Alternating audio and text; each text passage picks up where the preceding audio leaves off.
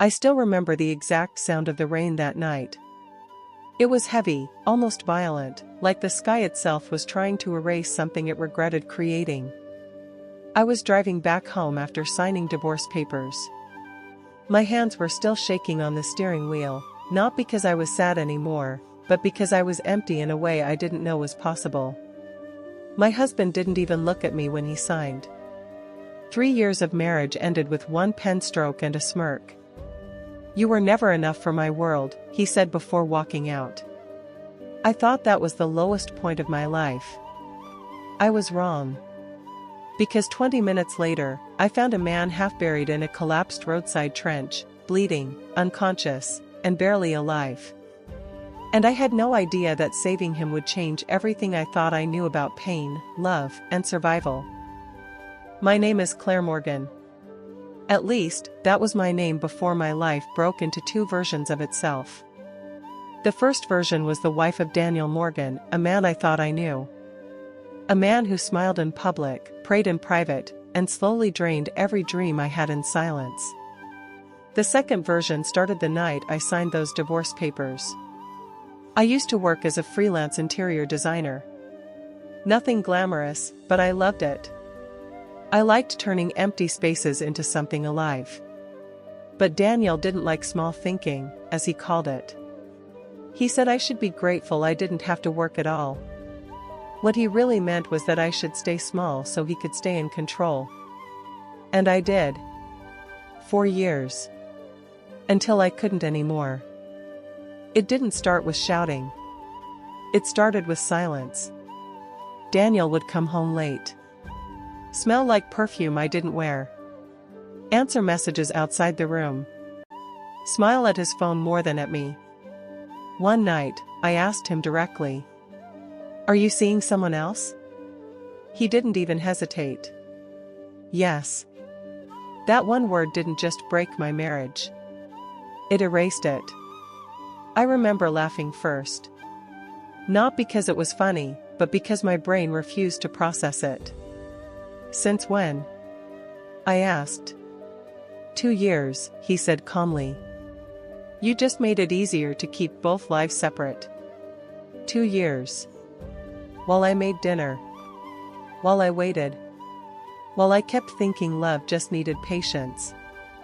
And then came the final blow. She was younger. Richer. Connected to his business world. "I need someone who understands where I'm going," he said. Then he looked at me and added, "You were never part of that direction." That night, I didn't cry. I just packed my things. And walked out. The rain started an hour after I left the lawyer's office. I was driving with no destination. Just away. That's when I saw it. A stretch of road under construction. No proper lighting. A warning sign that had fallen sideways. And something, or someone, barely visible in the mud. At first, I thought it was debris. Then I saw movement. A hand. I slammed the brakes so hard the car skidded. I ran out without thinking. The ground was unstable. The rain had turned everything into sinking clay. "Hello!" I shouted. "Can you hear me?" A weak sound came back. Not words. Just breath. I dropped to my knees and started digging with my bare hands. I didn't care about my clothes. I didn't care about anything except the fact that someone was alive under there. Minutes felt like hours. Then I saw his face. Bloodied. Pale. Barely conscious. "Don't leave," he whispered. "I'm not leaving," I said. "Just stay with me." I called emergency services, but the signal was weak. So I did the only thing I could. I kept digging. Until I pulled him out. And then I held his head in my lap while rain poured over both of us like the world was trying to wash us away. The ambulance arrived late. By the time they took him, I didn't even know his name. Just that he was wearing a torn suit.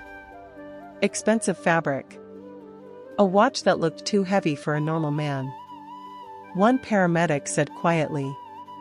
"This isn't a regular guy." I didn't care. I just said, "Make sure he survives." And then I left. Because I had nothing left to give anyone anymore. I thought that would be the end of it. Just a random act of kindness and a broken night. But 3 days later, someone knocked on my apartment door. A man in a black suit stood there. "You are Claire Morgan?" "Yes." "You saved a man from a construction site on Route 9. I nodded slowly. "He is alive because of you." I shrugged. "I just did what anyone would do." The man looked at me carefully. "No," he said. "Not everyone would." Then he handed me a card. No explanation. Just an address. "Come tomorrow," he said. "He wants to meet you." The hospital room was too quiet. Machines beeped softly. Curtains moved slightly with air conditioning. And there he was. Sitting up. Alive. When he saw me, his expression changed instantly. Like he was trying to remember something important he had already forgotten. "You," he said softly. I nodded. "You're the one who didn't leave." I smiled faintly. "I almost did." He looked down for a moment, then back at me. "My name is Adrian Cole." The name meant nothing to me then. Just a tired man recovering from a near-death experience. "I don't know how to thank you," he said. "You don't have to." But he didn't stop looking at me like I had done something far bigger than I understood. I didn't plan to go back. But I did. Maybe because loneliness makes strange decisions for you. Or maybe because Adrian didn't look at me like I was replaceable. He asked questions. Not about my past. But about me.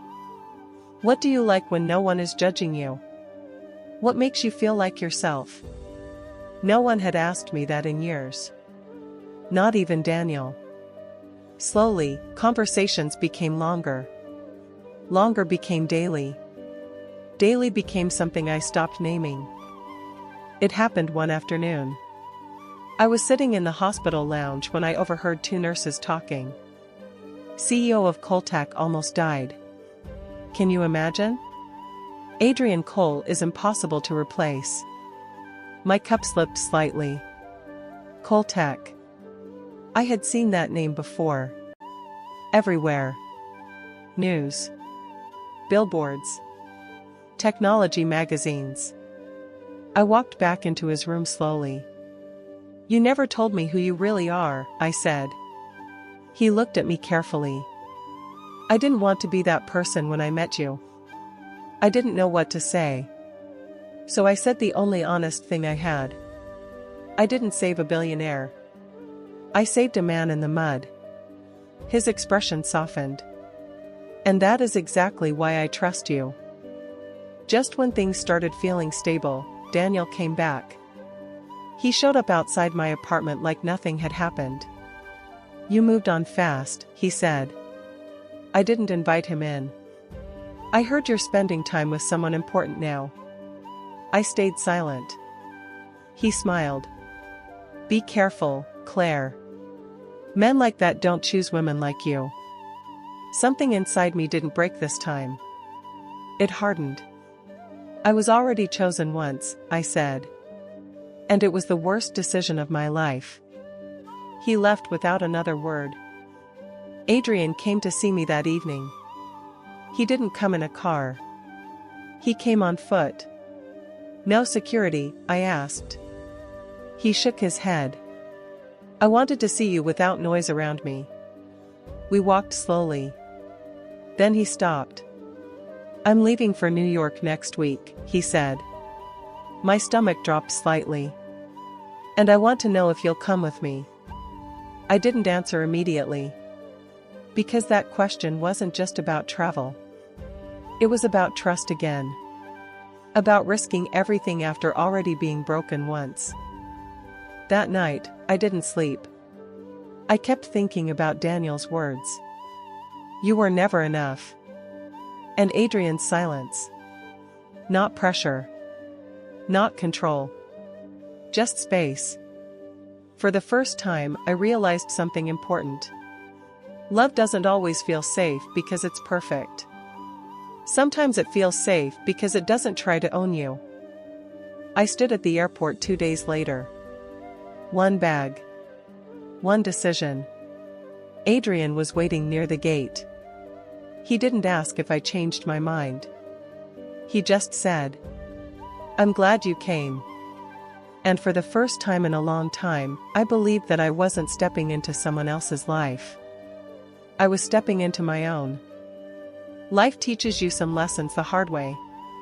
Not every betrayal breaks you. Some rebuild you. The people who leave often make space for better beginnings. Kindness in your worst moment can change your entire story. Wealth doesn't define character. Actions do. And sometimes, saving someone else ends up saving you too.